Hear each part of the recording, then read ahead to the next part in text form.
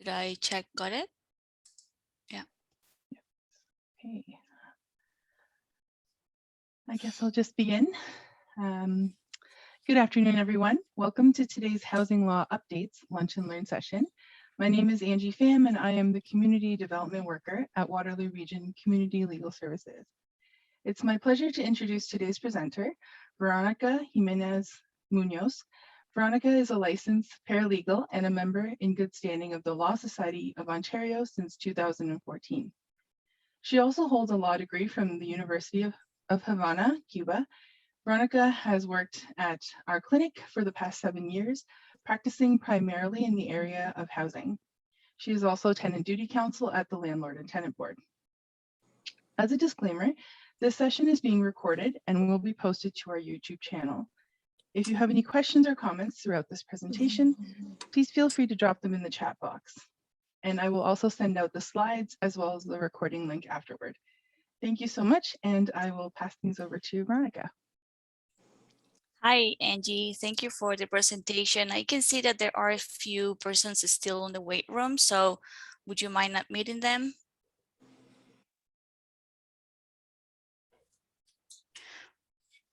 Right, so as Angie was saying, today we're going to touch on topics about the RTA, but first I would like to, let me start sharing my screen here so you can all see the presentation.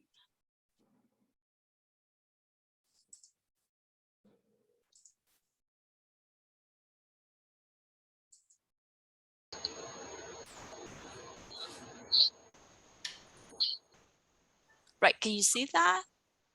Yeah. Okay, wonderful. So the presentation today is about housing topics, but first we want to do a land acknowledgement, and we want to acknowledge that we are in the traditional territory of the Anishinaabe, Haudenosaunee, and Neutral peoples.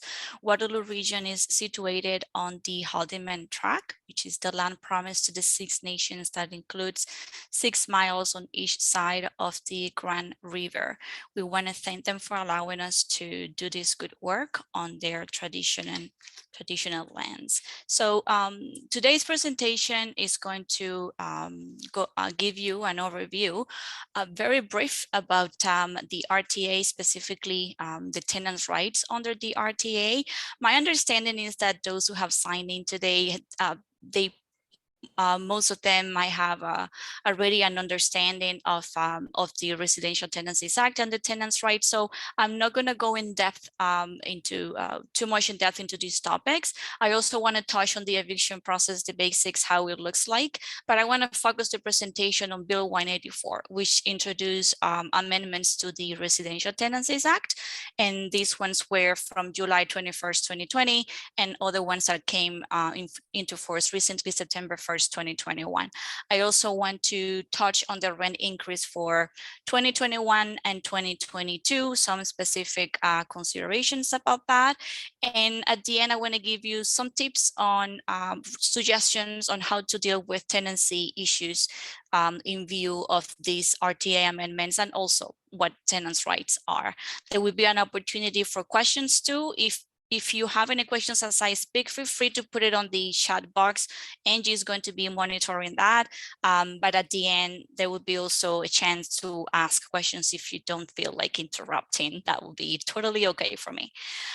So let's start with the landlord's maintenance obligations. Obviously, when we talk about landlord's maintenance obligations, that is the tenant's rights. So I want to focus from that perspective. The most common tenants' rights in the RTA is that they have a right to live in an apartment that fit with health, safety, housing, and maintenance standards, is in good state of repair, and it is fit for habitation. This obligation extends to the entire complex. It's not only the obligation for the landlord for repairs is not only for the rental unit, the apartment where the tenant lives, it also includes common areas like parking, walkways, recreational facilities, etc. Not because the tenant was aware of the state of this repair of the unit when the tenancy started, that means that the landlord doesn't have an obligation to do the repairs when needed. This obligation doesn't diminish if the tenant knew at the beginning of the tenancy that there were some things that needed to be fixed. The repairs must be done by the landlord within a reasonable time and manner. Good state of repair doesn't mean that luxury. It means that it has to comply with the standards set out by the city, and you can refer to the bylaws for that. In terms of harassment and threats, that's something that the tenants should be free of when they are living in residential accommodations. The landlord cannot withhold or interfere with the reasonable supply of vital services, meaning water, heat, hydro, gas, fuel. And when it talks to home cares, that also includes food and care services. The locks cannot be changed without the tenants getting a replacement key, a new key, and also this obligation applies to tenants. Tenants cannot change the locks without getting the prior consent of the landlord and giving the landlord also a replacement key. I get often a question if the tenant can be evicted if they change the locks, and they can't. The RTA doesn't have a provision allowing termination of the tenancy on this basis. The only remedy that a landlord could get in these cases is to get compensation for the replacement of the locking system, the work that entitles. That's it, but no eviction. The landlord also cannot substantially interfere with the tenant's reasonable enjoyment of the rental unit. This obligation also applies to the tenants. The tenants should not interfere with the landlord's reasonable enjoyment, interest, rights, and privileges. This is sort of a catch-all provision in the RTA obligation. Basically, I mean, usually substantial interference with reasonable enjoyment overlaps with other claims that tenants can file, like charging illegal rent or maintenance obligations or harassment. Everything or any wrongful conduct that the behavior that the landlord engages in could also be the basis of a claim for substantial interference, basically. There is a prohibition in the RTA against charging illegal rent, illegal increases, illegal charges. For example, no pet provision, no charges for having a pet at home, no HST for rent. The rent can only increase based on the guidelines and the amount that is approved or either by the government every year or by the RTA. No overnight fees for no fees for overnight guests. That's another example.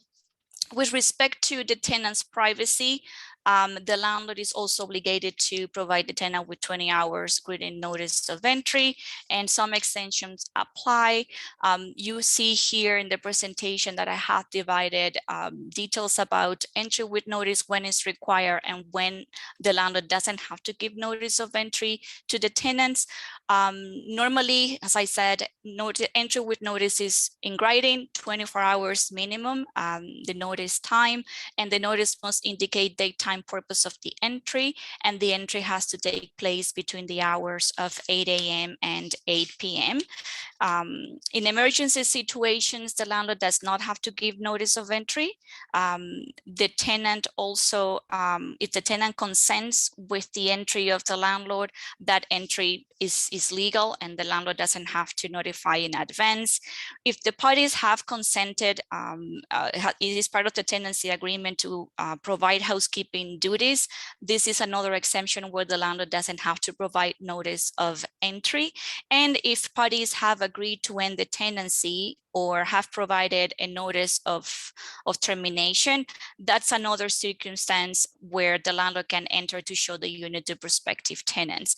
In this case, specifically, still the landlord has an obligation to make reasonable efforts to let the tenant know that at a given time, the landlord is going to come with the prospective tenant, and the entry has still to take place between 8 a.m. and 8 p.m.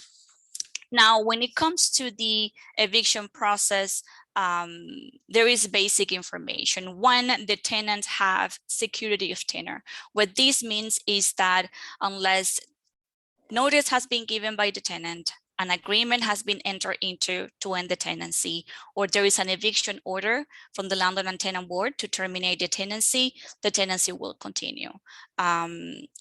Automatically, the tenancy doesn't end once the lease expires. The tenancy continues on a month-to-month basis with the same terms and conditions that the lease provided in the first place. And that is what's called security of tenure. So the eviction process starts normally with a notice of termination that is served on the tenant. The notice time depends on the grounds for eviction.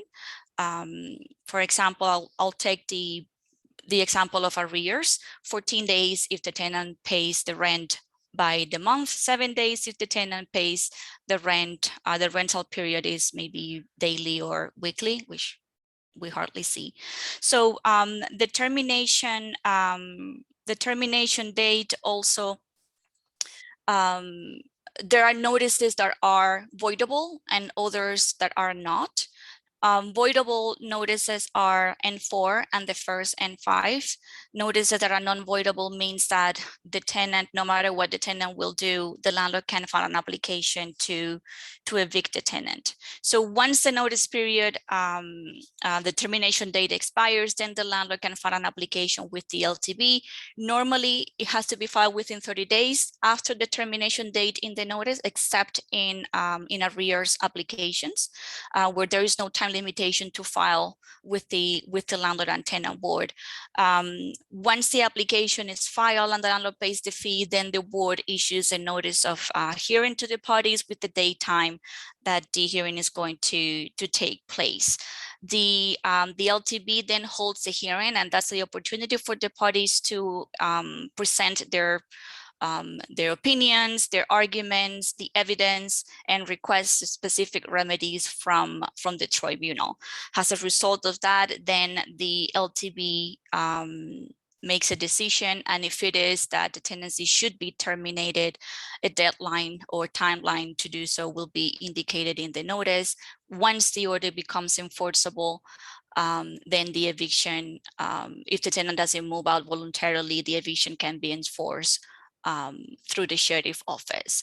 It's worth mentioning that it is only the sheriff who can come and change the locks. The landlords cannot enforce the order by themselves. Oftentimes the police are involved as well, but that depends on the situation, right? But that is, in a nutshell, the basis of the eviction process, which is something that the tenants are entitled to. Obviously, there are cases where no notice of termination is given and no hearing takes place, and that's what we call ex parte processes. But normally, from start to finish, those are the steps the landlord has to go through if wants to terminate a tenancy with the tenant. Now, Bill 184, that is the Protecting Tenants and Strengthening Community Housing Act. It received royal assent on July 21st, 2020. And immediately some changes came into force. The bill also touches on other impacts, other acts, enacted the Ontario Mortgage and Housing Corporation Repeal Act, and introduced changes to the Building Code, the Housing Services Act, and obviously the Residential Tenancies Act, which is what we're going to be talking about. As I said, some changes came into force July 21st, some others came into force recently, July 21st, 2020, and the other ones recently, September the 1st. So what about these changes as of July 21st, 2020? So the first one is that now the tenants, if they want to raise issues that they have within the tenancy in an arrears application, they have to provide the landlord with advance disclosure. Prior to that, the day of the hearing, the tenant can simply explain that they intend to raise issues, maintenance, harassment, interference, illegal charges. But there was no requirement to let the landlord know in advance, this is my evidence, or this is what I'm intending to do. Right now, that disclosure has to be done according to the rules at least 7 days before the hearing takes place, or the case management hearing, if that's if the board decides to hold one. These changes only applies to hearings that are held after July 21st, 2020.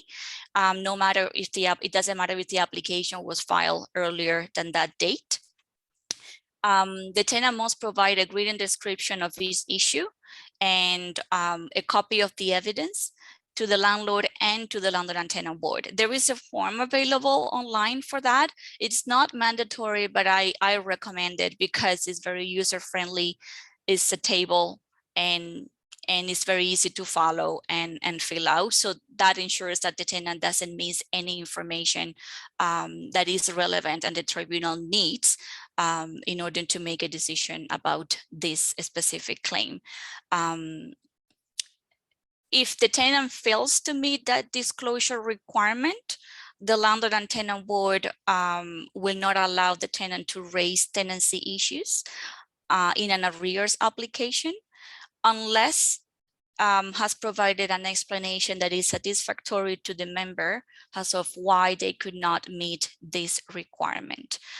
What I have seen at the Landlord and Tenant Board is that oftentimes the tenants were not aware until recently, maybe a couple days or a week before the hearing, that there was a process at the LTB. The notice was not given to them promptly. They did not have time to gather the evidence as a result. And what I recommend tenants in this case is to request an adjournment. And that is usually what the LTB does. They postpone the matter at another time, especially if the issues are very serious. So as a matter of fairness and due process, that matter will be reconvened at a later time to give the to give the tenants an opportunity to seek legal advice also and gather their evidence. So that is normally what happens in these circumstances. Now, arrears during COVID and some considerations that the board has to take into account. There is a new section added to Section 83, which deals with relief from eviction. So now the board is obligated to consider, for the purpose of relief from eviction, whether the landlord tried to negotiate repayment options with the tenants for the rent arrears. The arrears have to be incurred either in whole or in part since March 17, 2020. And this applies only to L1 applications heard after July 21st, 2020. L1 applications is for eviction and payment of rent. L9 application only deals with rent arrears, not eviction. So this consideration of whether or not there has been some negotiations between the parties applies only to applications for eviction and payment of rent arrears.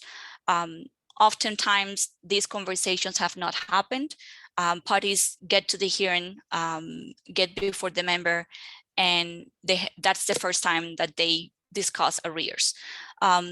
Oftentimes what that happens is that the tribunal member sends the parties to mediation. Also, mediation is voluntary. The tribunal has the power to force the parties to have this type of conversation. Whether they are successful or not, that's something different, but at least that requirement was met, and oftentimes parties reach an agreement at the tribunal for the arrears of rent.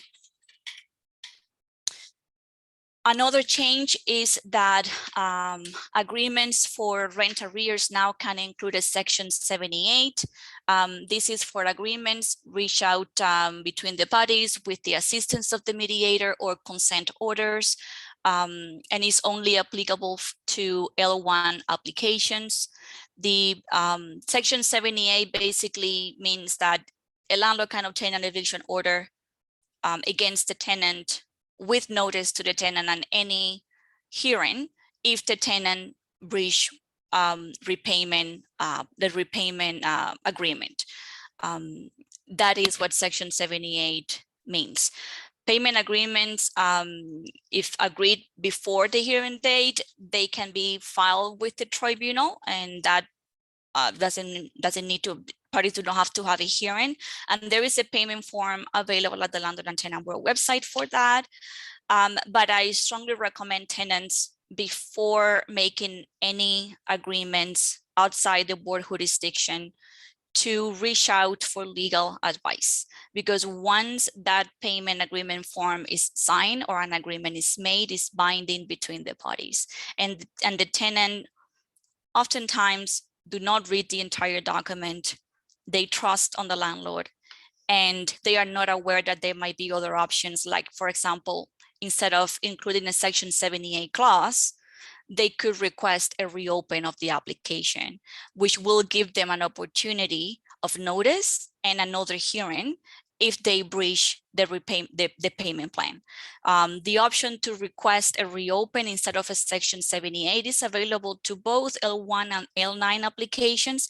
It is not often used, but it's something that I would recommend the tenants to at least consider and propose to the landlord, especially when we are dealing with tenants who have some mental disabilities. They struggle following up with instructions. There is a history of not checking their mail. They're more prone, given their personal circumstances, to miss deadlines. That's when I would suggest the landlord, if they would consider instead a request to reopen. And even if the landlord denies it, the request can be made to the adjudicator as well. The consequence of Section 78 not only is that they can get an eviction without notice, is that after that, the time frame for the tenants to challenge the eviction and try to stop it is very limited. The tenant only has 10 days once the ex parte order is issued for eviction, to file a motion. And then you get into requesting an extension of time, and whether the reasons are valid or sufficient for the tribunal is a whole nightmare. Another change is with respect to Section 135, rent increase deemed not void. Before this section, a rent increase that the tenant has paid, there could be an argument that a tenant who has paid a notice of a increase for more than 12 months, sorry, and has not received a notice of rent increase, which is mandatory in the RTA, the tenant could still challenge the increase, because if a notice of rent increase is void and null, that means that any effects are without any effects.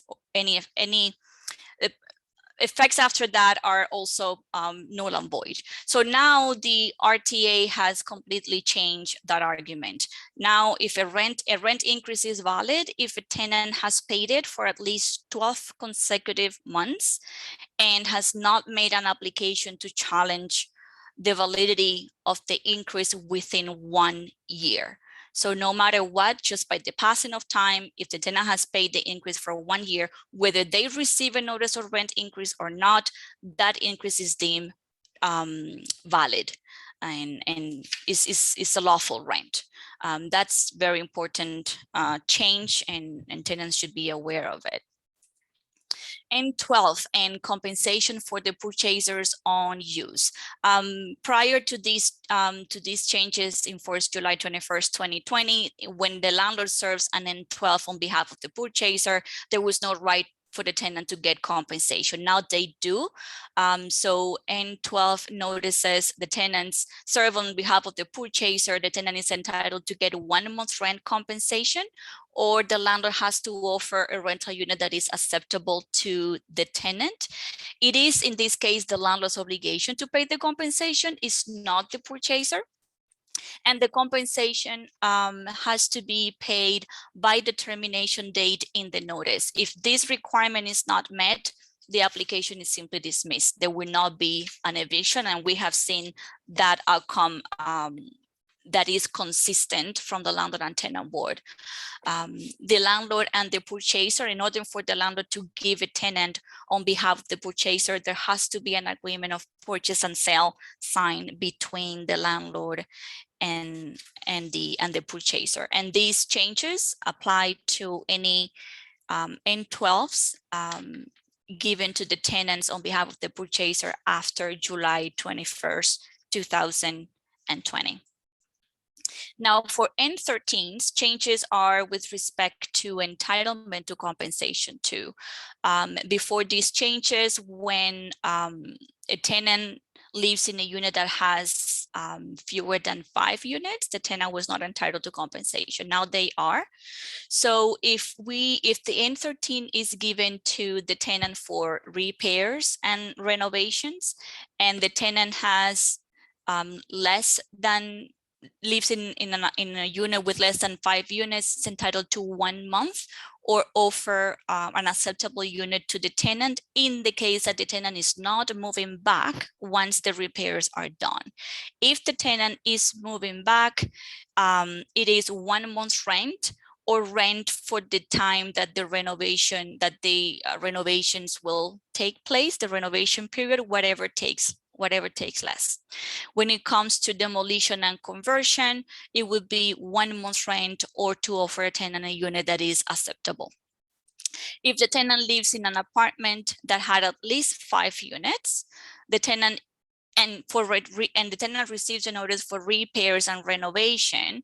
If the tenant is not moving back, the tenant is entitled to get 3 months rent, or offer a unit that is acceptable, get a unit that is acceptable to them. And if the tenant is moving back, and then the tenant is entitled to get 3 months rent, or rent during the renovation period, whatever is less. Demolition and conversion for units that have more than 5 units, it will be the compensation 3 months, or offer a unit that is acceptable to the tenants. There will not be, and this remains the same as it was before, there will not be compensation to the tenant if the demolition, repair, or renovation has been ordered under the authority of an act. Compensation with N13s have also to be paid by the termination date. As with the N12 notices, if there is no compliance with the landlord with this requirement, there will not be an eviction. And these changes apply to N13 notices served after July 21st, 2020. Veronica, there seems to be a question. Clayton, Yes. if you want to unmute yourself to ask. Hi, Veronica. I just have a quick question in regards to the demolition N13 fewer than 5 units. It says here, and you were very clear with 1 month's rent, or the offer of an acceptable unit to the tenant. And I'm just curious if an N13 is issued and the compensation is delivered, before that previous date, The termination date? Pardon? The termination date? Yes, before the termination date. Do we still have the obligation to offer an acceptable unit to the tenant, or do we meet the requirements already by It's one or the other. that compensation? Yeah, it's one or the other. Usually what the landlords do is that they pay compensation because either they don't have a unit that is acceptable, or they don't want to, they simply want to get, they don't want the tenant to live in any of their units. It's one or the other, is not both. Yeah. Okay, if thank you the very landlord much. paid the compensation, they met with the requirement. Okay, thank you very much. No problem. Any other question? And there's one from Hannah, if you would like, oh, sorry, Amber, if you'd like to unmute yourself. My question is, if the landlord is attempting to offer the tenant an acceptable unit instead of offering them 1 month's rent, is there an opportunity to negotiate the amount of rent on that new unit they're being offered? For example, Yes. if, okay. Yes. So it doesn't, The rent can be different. Okay. And does that count in terms of the acceptability of the unit? For example, if somebody is in a unit for $750 a month and the landlord is offering them a unit for $1350, which is a significant increase. Exactly. Can they say, no, that's not acceptable? Or can they say, I want the unit, but only if it's going to be for, $950? I mean, they can negotiate it. That's there's no limit in the legislation for that. But if the landlord says, no, this unit is this amount, and that is something that the tenant cannot afford, that will be one of the circumstances where the tenant says, this is not acceptable to me because the changes are complete. There is a big change from what I had before. So at the very least, the tenant is entitled to get 1 month's rent compensation. Okay, thank you. You're welcome. All right, carry on. Landlord's claim against former tenants. This is a big one. This did not happen before. This is totally new. Oh, by the way, these changes that I'm going to refer right now came into effect September 1st, 2021. Okay, so from now on, these are the changes the recent changes to the RTA. The first one, landlord's claims against former tenants. As I said, this is totally new. Landlords now can claim from a former tenant's rent arrears and compensation. The compensation is basically for the use and occupation of the unit after the termination date of the agreement.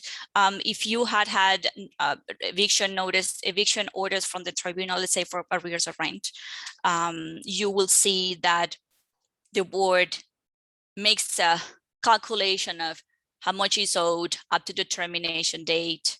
And then the compensation is for each day the tenant remained in the unit after that termination date, which came at the end to the total balance that the tenant owes. That's what compensation in this case means. They can also request bank and administration charges related to NSF checks. I just want to clarify that administration charges are capped at $20 under the regulation. I think it's 516. Regulation 516/2006 places limit to $20, no more, for administration charges related to NSF checks. They can also claim from a former tenant costs for damage to the rental unit or the complex, and whether this damage is done willfully or negligently, or whether these damages have been already incurred into, or the landlord will have to incur into. They can also claim utility cost, meaning heat, hydro, and water. That and these utilities, the tenant was required to pay it as part of their tenancy agreement. And the landlord could have already incurred in these utility expenses, cost, or will have to incur as a result of the former tenant's breach. This application is also available to tenants. Before that, this is something that the landlord will needed to claim from a small claims court. Now the jurisdiction has been passed on to the LTB. The landlord can also claim costs against the former tenant and a tenant for interference with the landlord's reasonable enjoyment, lawful right, privilege, or interest. And also this interference can also claim it if the interference was caused by a guest or an occupant of the tenant or former tenant. The tenant, in order for this application to be filed at the tribunal, the tenant must have moved out of the rental unit or on after September 1st, 2021. The application that the landlord must file against a former tenant is an L10 application. The form is available at the Landlord and Tenant Board website and cannot be has to be filed no later than 1 year after the tenant moved out of the rental unit. The application against a former tenant has to be served by the landlord. No longer is the LTB. In this case, the LTB doesn't do it. And the landlord has to serve the notice of hearing and the application at least 30 days before the hearing. The landlord has to use an approved method of service according to the RTA and the rules, and has to be filed a certificate of service with the Landlord and Tenant Board. Is a new form, at least 20 days before the hearing. I want to touch quickly on what is an approved method of service under the RTA and the rules. That's it.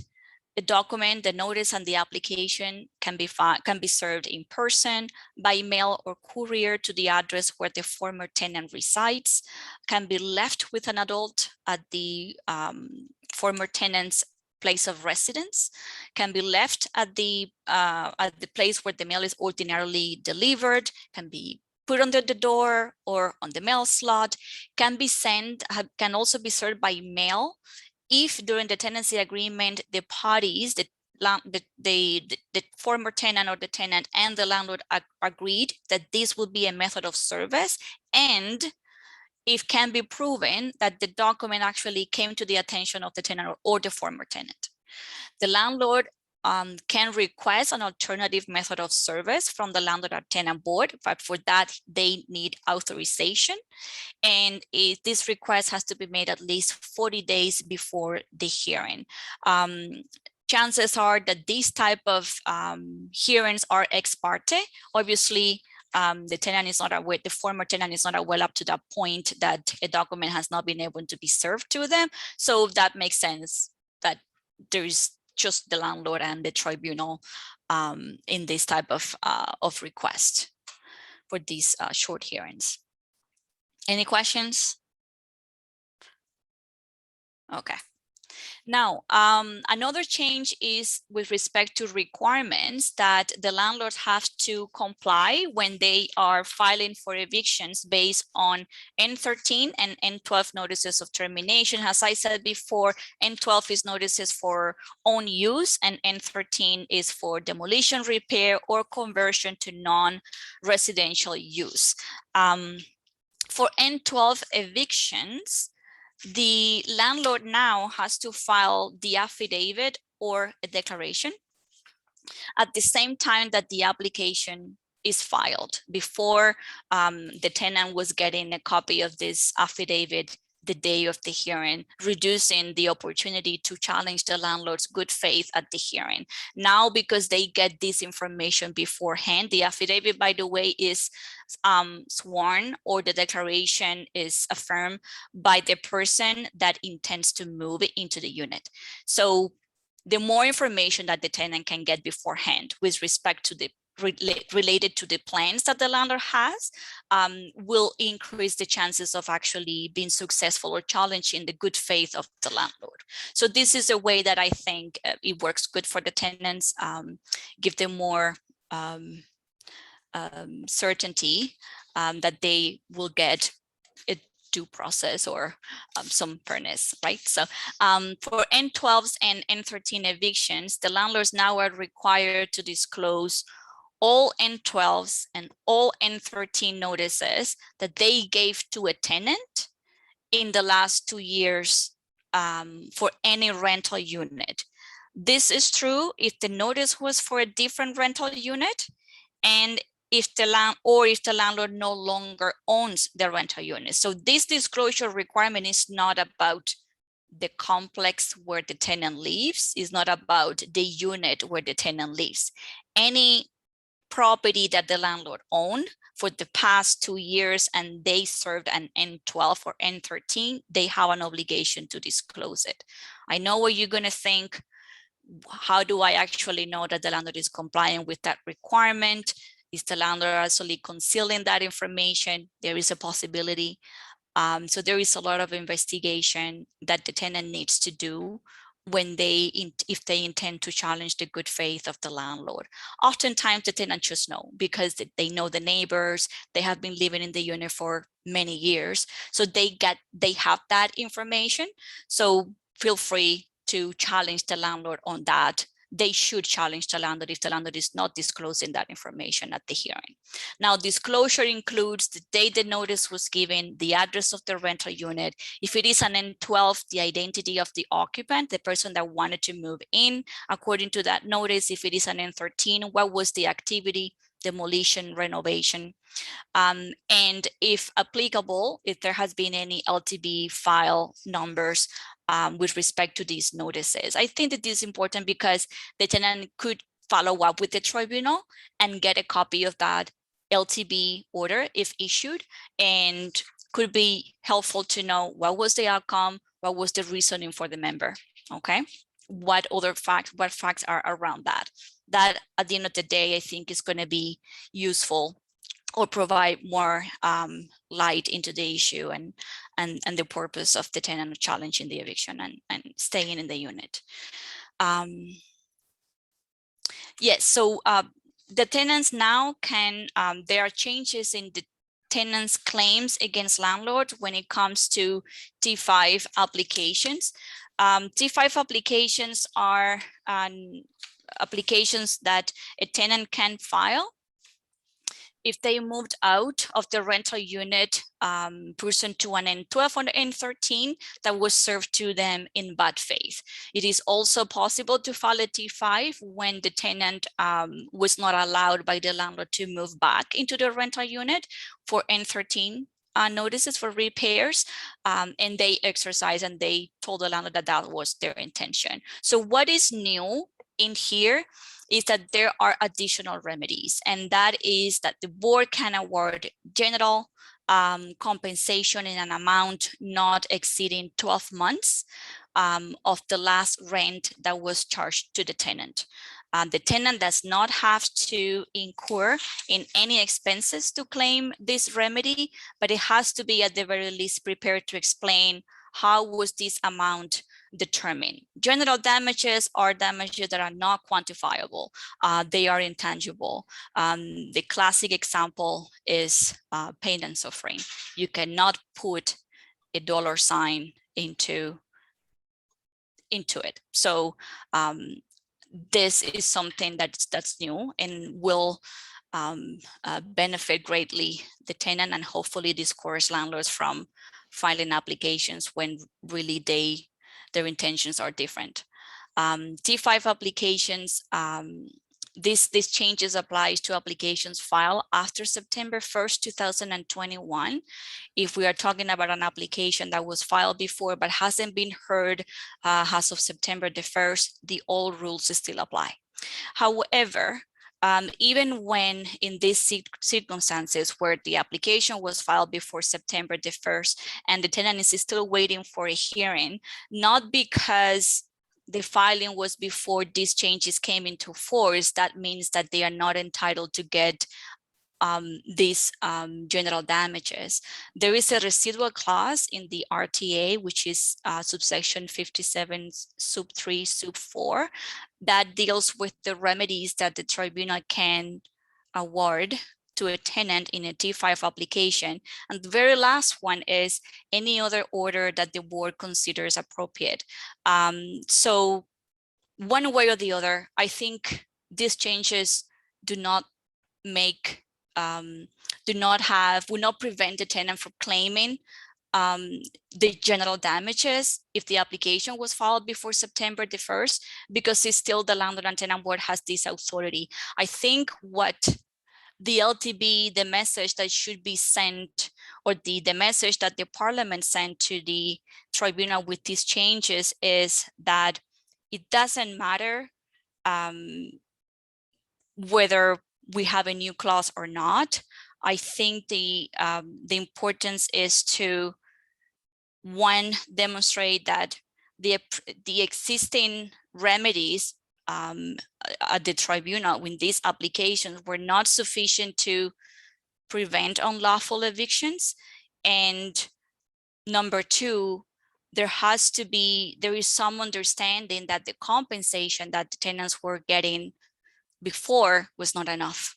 So I think that the tribunal should look a little bit more into the reason why these changes came into force, and consider, even if the application was filed before September the 1st, that the tenant still should get the benefit of additional compensation. It's just what's the intention of the legislator when these changes were enacted, right? So whether it is a residual clause or whether it is with the specific clause for general damages, tenants should be entitled to get this. The way that they were evicted, they were deceived, they were lied to. So this carries a lot of consequences to them, especially mentally. And lose the home is a serious issue, and that deserves, in my opinion, to be compensated. Just to be aware. Okay, there's several questions for you, if that's okay. Yeah. Okay. First one: if a landlord wants to sell a rental house to a purchaser who will renovate and use as an Airbnb, is that considered an N13 conversion to non-residential? No, it's not. It's still residential, and that can be challenged, in my opinion. Okay. Yeah, and the thing is that N12's eviction is not is the person is supposed to be living there for 1 year. That's another. I mean, I did not touch on that requirement because that is old, but still, if a landlord is serving an N12 for own use, whether it is their own family, specific relatives, not everybody, cannot be the cousin or the brother, or it is the purchaser's family, the person that is going to move in has to be living there for at least 1 year. If we're talking about converting this into Airbnb, that totally negates the whole purpose of N12 for own use. They are not going to be using this. They are going to be using this for, yes, people will be living there, but it's not the person that served the notice, the person that signed this affidavit saying, I'm going to be living there. No, you won't. You will be doing something else. So I think my answer would that be no, that would not be an acceptable application. Yeah. I'll ask one more, but I know for the interest of time, maybe we can save the rest for the end. Okay. Just referring to your previous slide, would this still apply to a scenario where a landlord didn't pay the compensation by the termination date? For what exactly? Sorry. For T5's applications? If the landlord did not pay the compensation by the termination date, that application will not be granted. It is a requirement in the law. It's black and white. Thank you. And I'll take one more question from Clayton if you want to unmute yourself.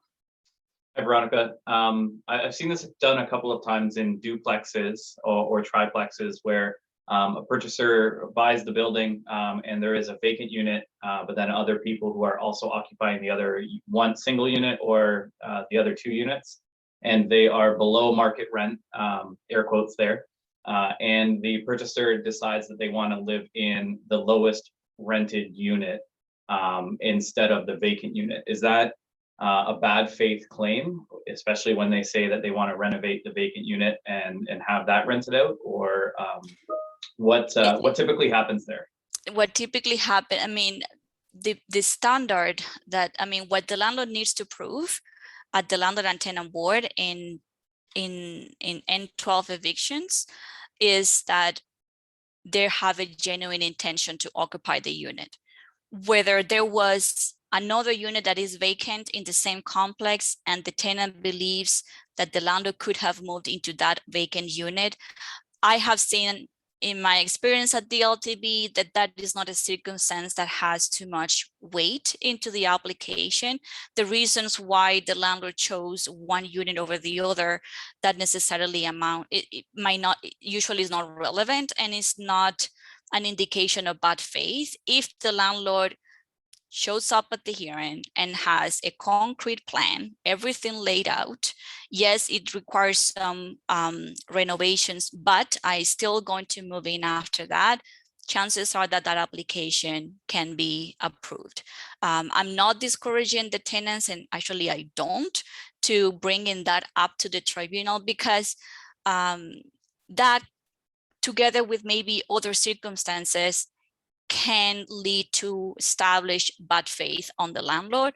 Sometimes there is a notice of termination served right before it that did not prosper, or there was some conversation or demands from the landlords to pay more in rent. So when you provide a whole history and you give the board an overview, a background of what happened prior to this application, plus the fact that there is a vacant unit that that is maybe identical to the one that the tenant leaves, why not? So the assessment is done on a case-by-case basis, but in my experience, not because there is a vacant unit that automatically means that there is bad faith on the landlord, unfortunately.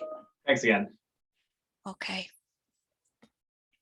All right, so I think, yes, this one here, continuation, another change with respect to T5 application, another something new is that the limitation period for T5 applications filed when the tenant did not afford when the landlord did not afford the tenant the right of first refusal, did not let them move back in, that limitation period has been extended to 2 years instead of 1 as it was before. The general damages provision is still applied to this type of reasons in the T5. And again, as I said, the same issue, the same argument or position is that whether it is general damages with a specific clause or the residual clause, they should be entitled to the remedy of up to 12 months compensation. A T5 application, this is a transition clause. If a T5 application was dismissed at the tribunal because it was filed after the previous limitation period, before September 1st, which was 1 year, the former tenant can file another T5 if more than 1 year have passed, but no more than 2 since that former tenant moved out. So there is still, basically they can file a new application and pick it up where they left it off, because they still have 2 years, another year to challenge this. I think this is a good thing for tenants as well. Does it make sense? Because I'm not sure. All right, so move on.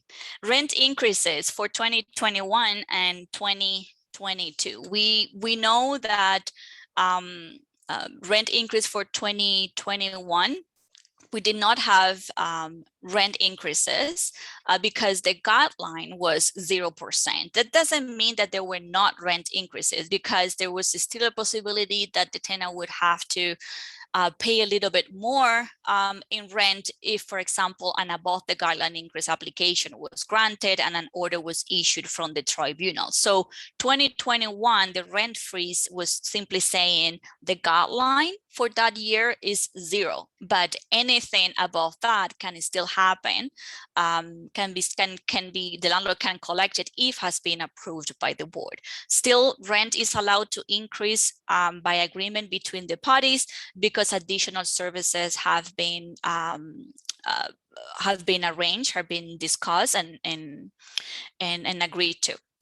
For 2022, the guideline, the annual increase is 1.2. It has already been disclosed. I mean, given by the provincial government is 1.2. No matter if we still have a pandemic going on, the rent can increase. Still, the landlord has to give a notice of rent increase to the tenant. The requirements for a rent increase are N1 or N2. It depends. That is the proper form.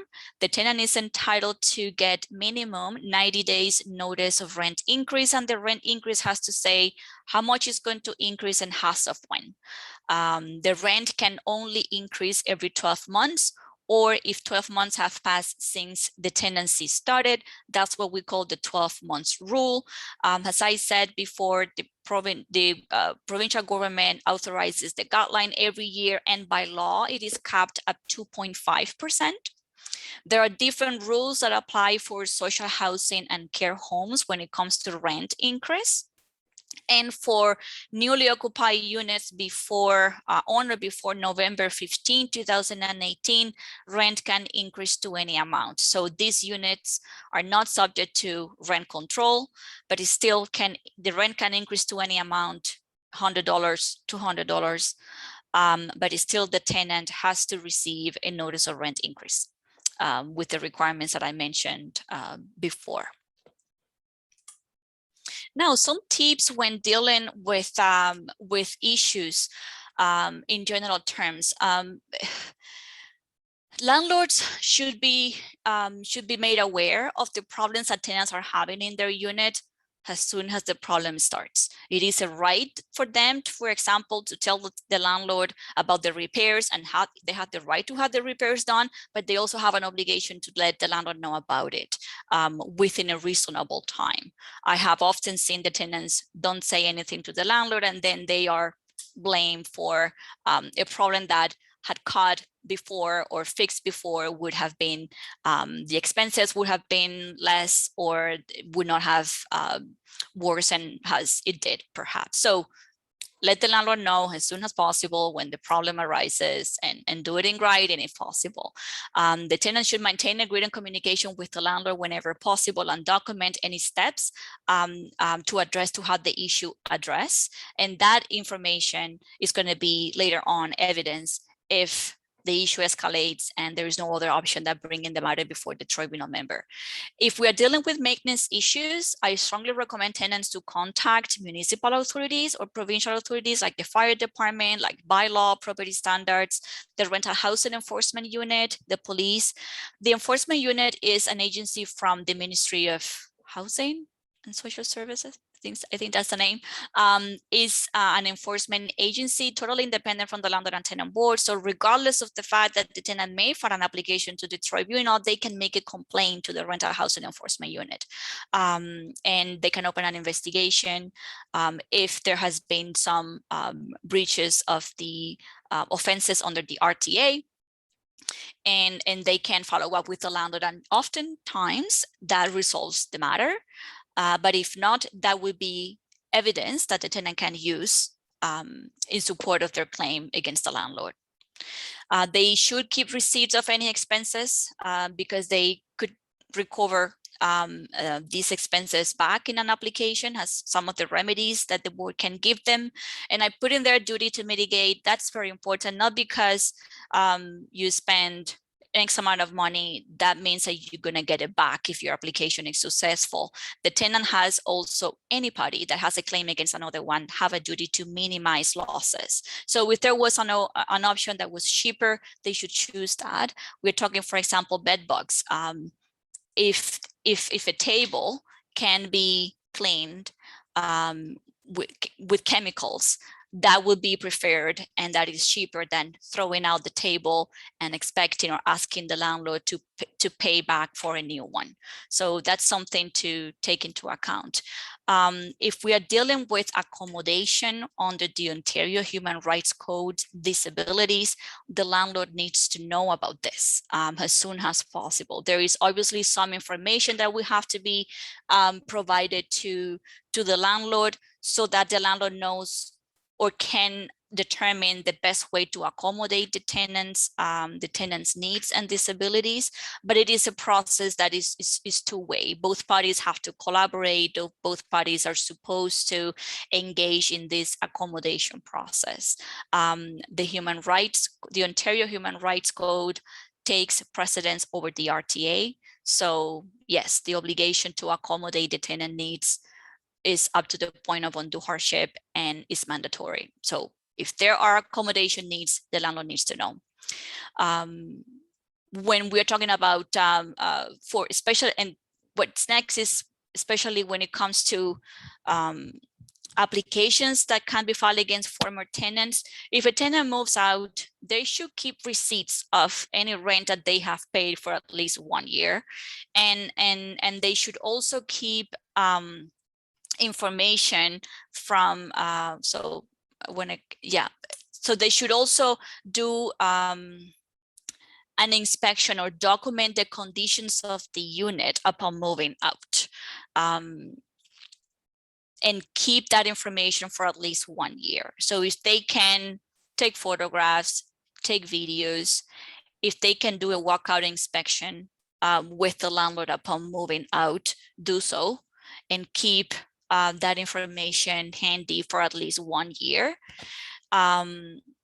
They should maintain a record of communication with the landlord about repairs and any requests of that sort for at least 1 year.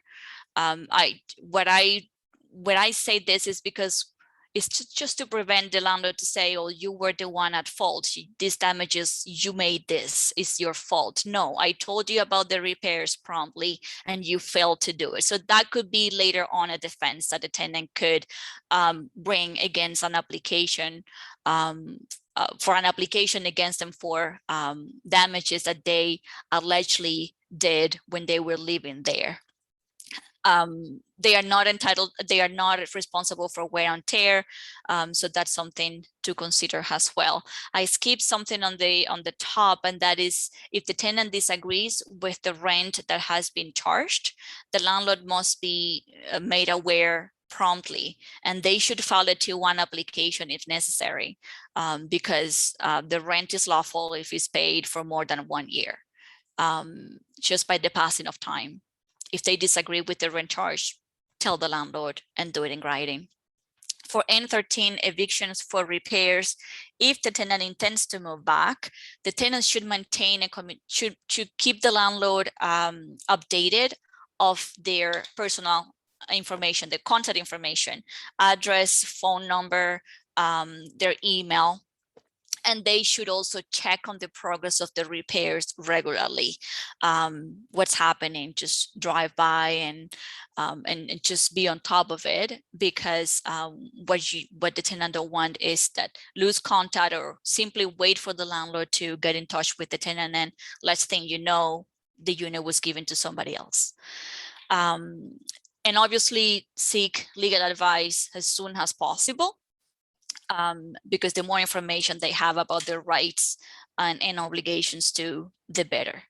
So how to get legal advice? The referral service from the Law Society of Ontario is an option. Tenants can get a free consultation for up to 30 minutes with a lawyer or a paralegal. The Landlord and Tenant Board also has in their website useful information, legislation, including the RTA, a consolidated version, the LTB rules, the guidelines, the forms, and they also have brochures on different housing topics with relevant case law.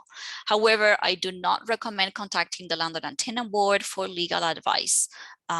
If you need legal advice, that's the third option. Contact us, the legal clinic, and we will be happy to assist. All our services are free. We can be reached out by phone or through our website contact form. We are also in social media, and these are the services that we provide to the public. And that includes housing, but we also do income maintenance, employment, immigration. We have a program that we work directly with Indigenous community. And we also do some consumer protection and notarization and commissioning of documents.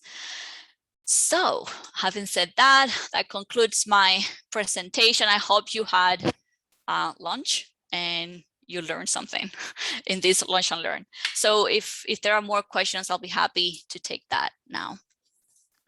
Thank you so much, Veronica. I know that was a lot of information, so thank you. I know. So I have a couple questions. First one, what are landlords' obligations when it comes to pest control? Pest control, that's part of their maintenance obligations. They have to do it. They need to inspect the unit. They need to bring an exterminator if necessary. Now, this is one of the examples where I can see the landlords bringing an application against the tenant for substantial interference with the enjoyment if the tenant is deemed to have brought the bugs in. But even if that is the situation, if the infestation is the result of the tenant's fault, that doesn't deny the landlords, that doesn't diminish the landlord's obligation to do whatever is necessary to eliminate the infestation. They have to continue with the pest control treatments until the unit is fit for habitation, is in good state of repair, right? And is in compliance with the municipal standards.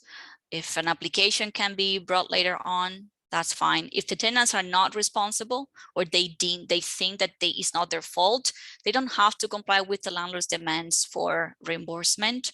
They can wait for the landlord to make an application against them. But the bottom line is that it is the landlord's responsibility to address this issue and do everything necessary to eliminate infestation. Thank you. There's another question. Do tenants with no legal lease documents have any rights? So before finishing that, before getting into that question, I also want to say that the tenants are expected to collaborate with any preparation for the work, for the pest control treatment. It is something that they have to do. And the tribunal, the Landlord and Tenant Board, addresses that circumstance in the applications, either for eviction or if the tenant files an application against the landlord because the problem hasn't been addressed properly. And this is when also, if there are accommodation needs, that's why I brought up the issue that the landlord needs to be aware of, because in that case, the landlord has an obligation to bring people, staff, to help prepare, to move furniture, to help with laundry, to pay for the cost of laundry is necessary. So yes, there is some collaboration expected, but as I said, the main obligation lies on the landlord. So yeah, next question. Sorry. So do tenants with no legal lease documents have any rights? Pardon, say that again? Do tenants with no legal lease documents have any rights? Oh yeah, definitely. A lease is not required for, a lease is not mandatory to have a valid tenancy agreement. A tenancy agreement can be implied, can be in writing, can be verbal.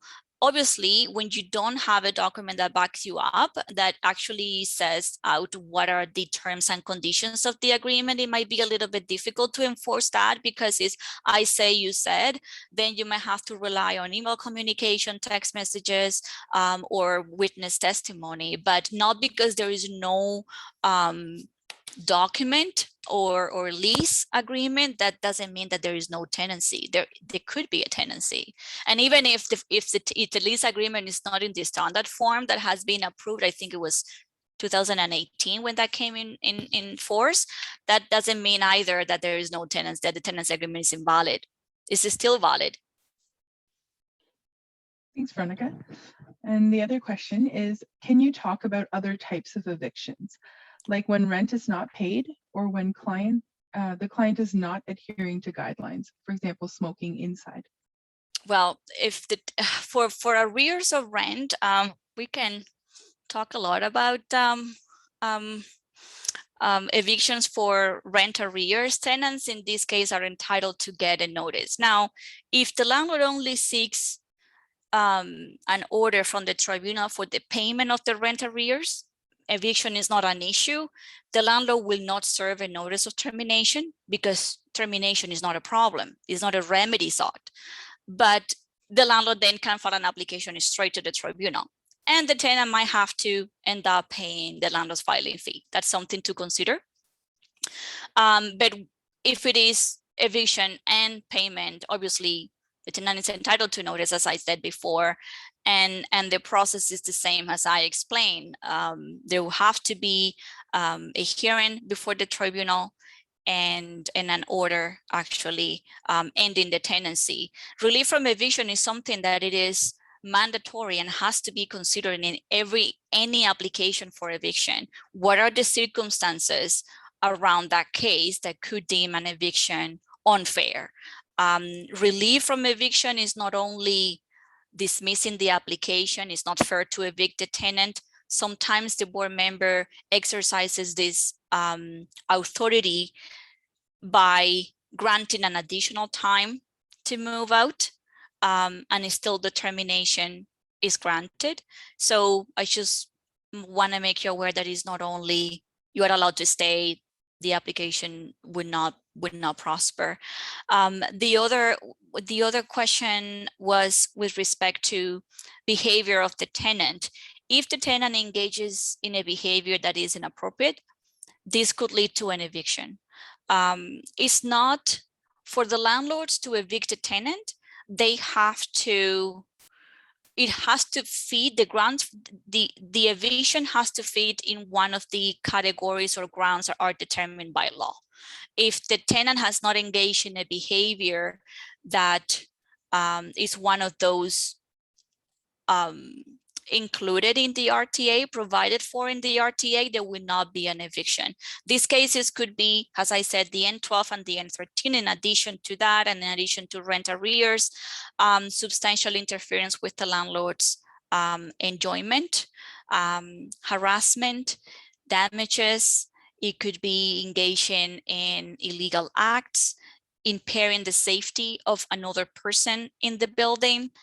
It could also be overcrowding, too many persons living in the house.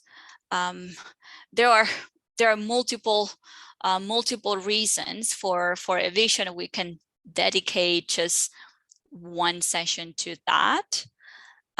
If further explanation is needed, feel free to reach out and we can explain you further. Thanks, Veronica. Yeah, that is maybe a suggestion for another workshop. A last question. Do you still need an eviction documentation if lease is verbal or implied? Yes. Yes, if the landlord seeks termination of the tenancy, there has to be a notice of termination. The fact that there is no written lease doesn't deny any of the rights that the tenant has, or any obligations that party. The rights and obligations set out in the RTA apply to that relationship, whether or not there is agreed in lease or agreed in contract. Okay. And I think that was the last question. So thank you so much, Veronica, and thank you everyone today or for attending today. I've left my email as well as Veronica's in the chat box in case anyone would like to get in touch. And I will also send Angie a copy of the PowerPoint if someone would like to have it. Yeah. And I will email the PowerPoint slides as well as the recording out this afternoon. Sorry, one more question came through. What if a room dies? Roommate? Yeah, I assume. What if a roommate dies and is the leaseholder? Death of the tenant. If I remember correctly, there is a provision in the RTA that upon the death of the tenant, the tenancy ends in 30 days. So I'm just appealing to my memory, but not necessarily. I mean, the heirs of the tenant that passed away do not have any rights to, not entitlement to continue that tenancy. The persons that were living with the tenant that were occupants not necessarily become a tenant either. There has to be some negotiation with the landlord to enter into a tenancy agreement with them. They were merely occupants. They did not have rights under the RTA. So I think that upon the death of the tenant, the tenancy ends 30 days later. Relatives can get in touch with the landlord to retrieve belongings, things like that. But if the person who made the question has a specific fact situation, I recommend to get in touch with us so we can actually read the legislation. There is a section dedicated to death of the tenant, but I'm pretty sure that is 30 days. Yeah. Thanks, Veronica. Okay, well, I want to thank everyone once again, and we hope you take care and have a good afternoon. Okay. Thanks everyone for having me here and paying attention. Bye. Take care. Bye now. Thank you.